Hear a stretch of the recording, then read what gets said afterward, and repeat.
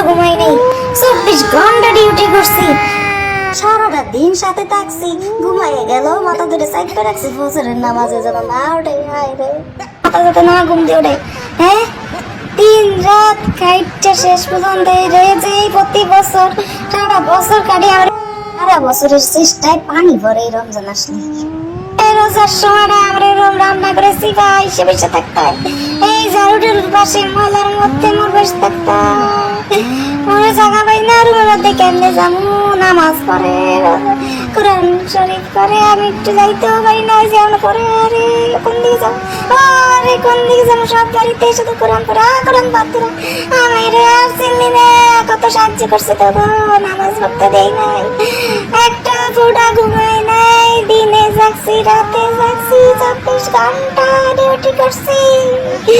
আর আমার এই অবস্থা প্রতি বছর রমজান আসলে রোজার মাসে রান্নাঘরের সিপাহি সুপাই ময়লার মধ্যে ঢুকে থাকতো। আরে কোরআন শরীফ পড়ে দেখে আমার কাজ হলে আরে আমরা পড়ে যে আমরা থামে না রে, এখানে কম থামবে না, নামাজ পড়ে নামাজ পড়ে ওই একটু টিকটক করবে টিভি মজা করবে না, নামাজ পড়ে আমি কি করবো, এত সব আল্লাহর কথা চলে যাচ্ছে। হায় হায় হায় হায় হায়, সব মুসলমান তো আল্লাহর কথা শুনতেছে, আমার কথা কেউ শোনে না, আমি কেমনে কি করবো, এই তো কি করে রে আনা নামাজ পড়ে। আরে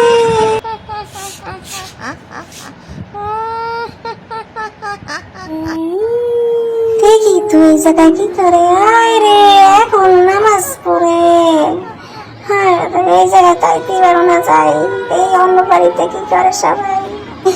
আয় রে আল্লাহ, আমার তো পুরো বেকার হয়ে গেল, আমি পুরো মাস আমি কেমনে থাকবো, আমার সঙ্গী টঙ্গি ওরে বাপরে এই রুমে তো কোরআন তেলাওয়াত করে।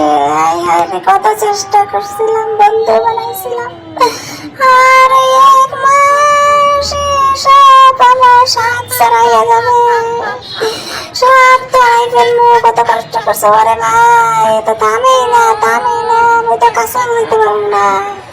এই নামাজ দেখলে কোরআন তেলাওয়াত দেখলে আমার গা জ্বলে, আমার হিংসায় আমার কষ্টে আমার পাকে শরীরে জিদ ধরে যায়, তারা তোকে কেউ রে ছাড়বো না, রোজারা যায়, আবার তো বাবু আবার তো আসবো তোদের কাছে, আমি তোদের ছাড়বো না, আমি তোদের ছাড়বো না। এইবারে দেখি কি অবস্থা, ওরে বাপ রে বাপ, ওরে ভাই কোথাও তো নাচ গান ঠিকঠাক কিছু দেখি না ভাই, সবাই চুপচাপ বদলের মতো শুয়ে পড়ছে।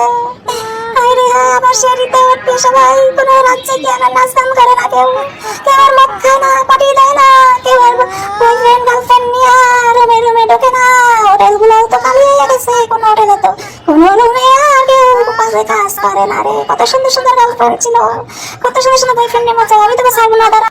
মাইয়া পোলারা বিয়া সারাই লিভিং এ থাকতো কত সুন্দর আমার বুদ্ধিতে, এখন তো তাও করে না, সব তো বাসায় চলে গেছে, নামাজ কালাম কোরআন রাত হইতেই তো দিয়ে আমি পাপ করামু, তোরা মনে করছো ভালো হয়ে যাবি, এই 30টা দিন শেষ হইলেই তো আবার আমি শুরু করে দিতে পারবো।